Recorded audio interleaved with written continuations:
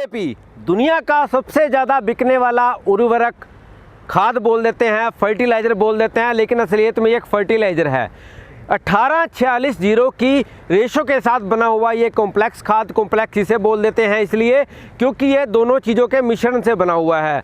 दुनिया में सबसे ज़्यादा बिकता है, भारतवर्ष में सबसे ज़्यादा बिकता है और फसलों के लिए बहुत ज़्यादा ज़रूरी है। 18% नाइट्रोजन और 40% फास्फोरस में अगर मैं बात करता हूँ, डाईअमोनियम फास्फोरस में जैसे कट्टे पर लिखा होता है, बैग पर लिखा होता है 18-46-0, तो मैं आपको बताना चाहूँगा इस 18% नाइट्रोजन के अंदर 15.5% जो है इसमें अमोनियम नाइट्रेट होता है और इसके अलावा जो 40% फास्फोरस में 39.5% फास्फोरस पानी में घुलनशील होता है। कितने दिनों बाद हमारे खेत में काम करना शुरू करता है ये डीएपी? किसान भाइयों, हमारे खेत में जब डीएपी का हम प्रयोग करते हैं तो कुछ किसान इसे बिजाई के समय पे प्रयोग करते हैं, कुछ किसान इसे दूसरे या तीसरे पानी के बाद प्रयोग करते हैं। लेकिन बिजाई के समय में प्रयोग करना ये सबसे उत्तम माना जाता है। सबसे सही तरीका है कि आप बिजाई के समय पर ही इसका प्रयोग करें। अब इसको प्रयोग करने के बाद लगभग ये 6 से 7 दिन के बाद अपनी जो है रिएक्शन में आना शुरू करता है।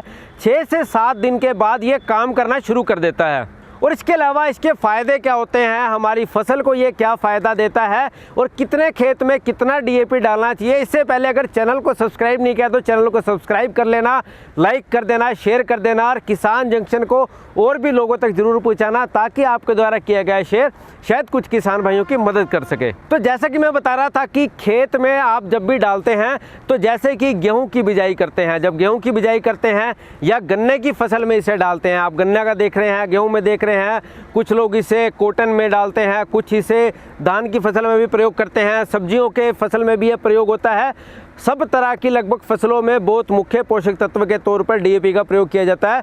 तो आप इसे 50 किलोग्राम प्रति एकड़ के हिसाब से प्रयोग कर सकते हैं अगर आप अपने खेत में गेहूं की बिजाई कर रहे हैं। अगर बात करते हैं आपने अपने खेत में गन्ने की बिजाई में डालना है तो आप इसे 50 की जगह 60 किलो बढ़ा सकते हैं क्योंकि गन्ना लंबी अवधि की फसल है, 70 किलो भी इसे आप कर सकते हैं। इसके अलावा आप अगर अपने खेत में नरमा में प्रयोग कर रहे हैं तो इसकी ये रेशो सेम रहेगी, आप इसे 40 से 50 किलो डाल सकते हैं। इसके अलावा धान में भी आप इसे 40 से 50 किलो के आसपास डाल सकते हैं।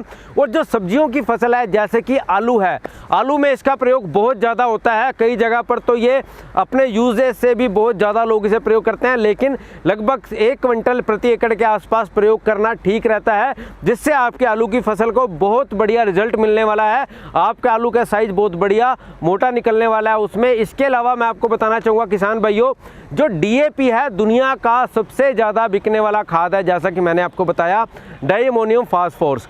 अब इसकी जो रासायनिक प्रक्रिया है किसान भाइयों, जैसे ये अपने खेत में काम करना शुरू करता है तो 7 दिन के बाद ये अपनी एक्शन में आ जाता है। जो इसके अंदर जो फास्फोरस है या इसके अंदर जो अमोनिया है, जो बात करते हैं नाइट्रोजन है, तो वो अपने एक्शन में आ जाता है और इससे आपके फसल की जड़ों को बहुत अच्छा न्यूट्रिशन मिलता है।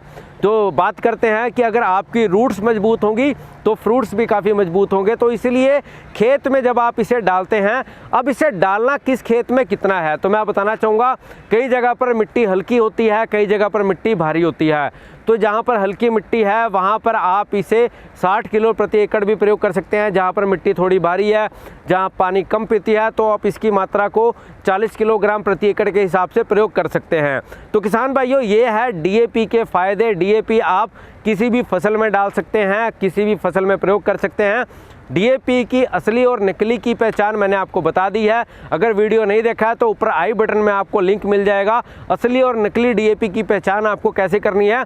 इसके अलावा अगला वीडियो आपके लिए लेकर आ रहा हूँ डीएपी और एनपीके में दोनों में कितना अंतर है, डीएपी और एनपीके दोनों में कितना फ़र्क है और आप अपने खेत में डीएपी या एनपीके में जब प्रयोग करते हैं दोनों में से कौन सा बेस्ट रहता है, किस खेत के लिए, किस फसल के लिए। तो अगली वीडियो में मैं आपको लेकर आ रहा हूँ डीएपी और एनपीके के बारे में फ़र्क बताने। किसान भाइयों, हमारे साथ बने रहें, जुड़े रहें। वीडियो अच्छा लगता है लाइक करें, शेयर करें।